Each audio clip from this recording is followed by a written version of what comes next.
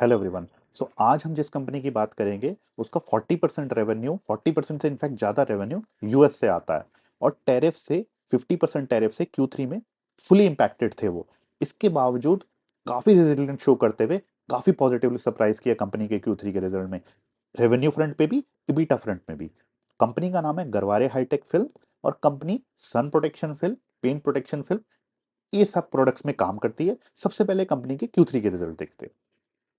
So company के product main वही है, सन प्रोटेक्शन फिल्म, और आर्किटेक्चर फिल्म्स में भी काम करती है, पेंट प्रोटेक्शन फिल्म्स में भी काम करती है। तो ये सब उसकी डिवीजन है। अगर मैं Q3 के रिजल्ट्स की बात करूं कंपनी के, तो कंपनी के Q3 के रिजल्ट लगभग फ्लैट है। 2%, 1.5 से 2% डिक्लाइन है।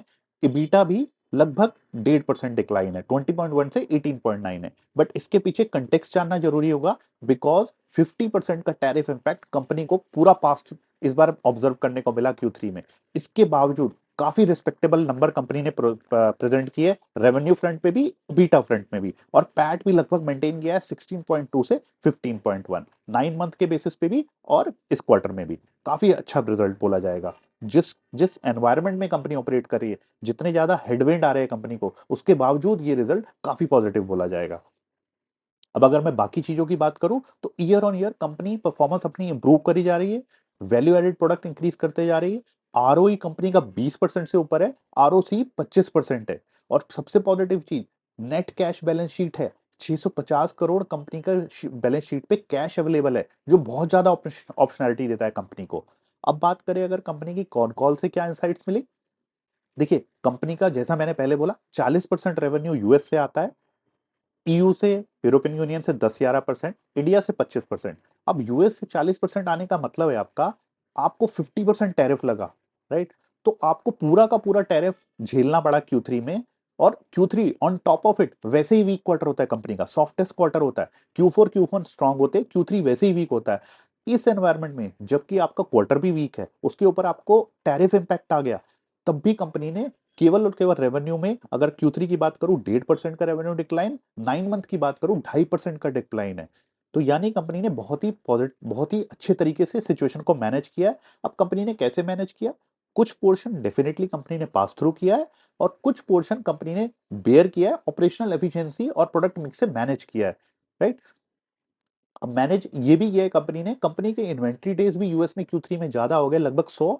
और वो इंटेंशनली कंपनी ने ज्यादा की, क्योंकि कंपनी को फेवरेबल आउटकम की उम्मीद है कि कोई ना कोई फेवरेबल आउटकम आएगा, और वो आ भी चुका है। फरवरी के इनिशियल में अगर आप बोलो, तो एक एक डील ऑलरेडी हो चुकी है, जिससे कि अब जो टैरिफ का इम्पैक्ट है, ये 50 से घट के 18% ऑलरेडी हो चुका है। इनफैक्ट फरवरी 20 के लगभग सुप्रीम कोर्ट की भी यूएस में रूलिंग आई है, तो उसमें भी कुछ कुछ क्वेश्चनेबल चीजें हैं। बट अगर आप 18% भी टैरिफ मानो, जो कि ऑलरेडी यूएस और इंडिया एग्री कर चुके हैं फरवरी में जो बात हुई है, तो इससे अब कंपनी को ऐसा लगता है। इनफैक्ट जब कॉन कॉल हुई थी, तो कंपनी ने इंडिकेट किया था, अगर टैरिफ 25% से नीचे रहता है, they can easily grow by 20 to 25%। तो Q4 में एक बहुत स्ट्रॉन्ग मोमेंटम आने की उम्मीद है, क्योंकि Q4 वैसे भी स्ट्रॉन्ग क्वार्टर होता है, और कुछ आपको पाइल अप ग्रोथ मिलेगी, जो कि लास्ट क्वार्टर की ग्रोथ है। तो आप 25% से इजिली ग्रोथ देख सकते हैं Q4 में। इसके अलावा कंपनी बाकी भी मिटिगेट कर रही है यूएस रिलेटेड रिस्क को। मिडिल ईस्ट में बहुत तेजी से ग्रोथ आ रही है कंपनी की। जो रेवेन्यू प्रोपोर्शन 4% का था, अब वो 8% रेवेन्यू आपको मिडिल ईस्ट से आता है। तो अपने रिस्क को मिटिगेट कर रही है। इनफैक्ट एक सब्सिडरी भी खोल दी है मिडिल ईस्ट में आपने, यूएई में, और उसमें टैक्स भी निल है, राइट। इसके अलावा कंपनी बैकवर्ड इंटीग्रेशन में अपनी टीपीयू मैन्युफैक्चरिंग लाइन पे भी काम कर रही है, जो कि अक्टूबर 2026 में लाइव जाएगी। और उसकी 25% जो कैपेसिटी है, केवल न्यू प्रोडक्ट्स के लिए कंपनी ने रोक के रखी है। तो कंपनी अपने आप को फ्यूचर के लिए भी तैयार कर रही है, और इस रिस्क को भी मिटिगेट कर रही है बहुत पॉजिटिव तरीके से। अब अगर मैं बात करूं कंपनी के गाइडेंस क्या है, देखिए गाइडेंस कंपनी का है कि 15 से 20% तक आने वाले काफी सालों तक ग्रो कर सकती है, और इबीटा मार्जिन 22 से 25। तो बहुत ही स्ट्रॉन्ग गाइडेंस है, 15 से 20% की ग्रोथ, इबीटा मार्जिन 22 से 25, और बहुत स्ट्रॉन्ग कैश जनरेट करती है कंपनी।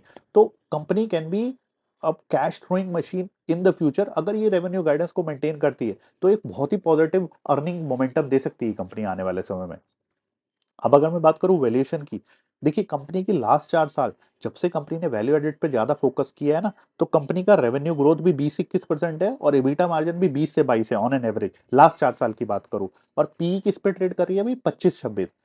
और रेवेन्यू ग्रोथ भी लगभग 20% की आने की उम्मीद है, तो पेग भी आपको ना 1 के लगभग दिखती है। एक स्ट्रॉन्ग अर्निंग मोमेंटम के थ्रू कंपनी जा सकती है जैसे ही टैरिफ रिलेटेड हेडविंड हटेगी कंपनी के। तो मुझे ऐसा लगता है कंपनी Q4 में बहुत स्ट्रॉन्ग रिजल्ट दे सकती है और आने वाले सालों के लिए भी बहुत पॉजिटिवली प्रिपेयर्ड है with respect to the earning, because नई नई लाइन ला रही है। R&D में वैसे ही कंपनी का स्ट्रॉन्ग है, 10 से ज्यादा पेटेंट्स है, तो ये सब चीजें आपको मोट देता है, कंपनी के पास काफी सारे मोट है इससे रिलेटेड, और एक स्ट्रॉन्ग अर्निंग मोमेंटम दे सकती है company once this tariff related thing goes out of it. Right, आप बताइए आपका क्या व्यू है गरवारे हाईटेक को लेके, और इस वीडियो को केवल और केवल नॉलेज पर्पस के लिए लीजिएगा, just to take it as a initial part of the knowledge and build on it and take अपने हिसाब से जो आपका रिस्क एपेटाइट है उस हिसाब से आप अपनी कॉल लीजिएगा।